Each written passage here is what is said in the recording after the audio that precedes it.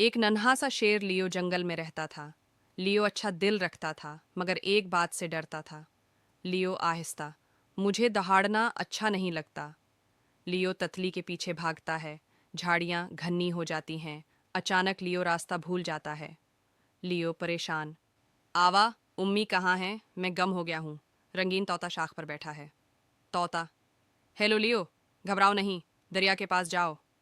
लियो, शुक्रिया, मैं कोशिश करता हूँ। बंदर दरख्त से झूल रहा है। बंदर हंसते हुए, डर लगे तो गहरी सांस लो। लियो, ठीक है, मैं बहादुर बनूंगा। छोटा सा नाला, लकड़ी का तनका बह रहा है। रास्ता बंद है। लियो को आवाज़ देनी है। लियो कांपते हुए, मैं कर सकता हूँ। लियो एक छोटी सी दहाड़ लगाता है। रावो, परिंदे उड़ते हैं। रास्ता साफ हो जाता है। आमी शेरनी आती हैं, गले लगाती हैं अम्मी। शाबाश, बहादुरी दिल में होती है। लियो मुस्कुराकर, डर हो तो भी कोशिश करनी चाहिए।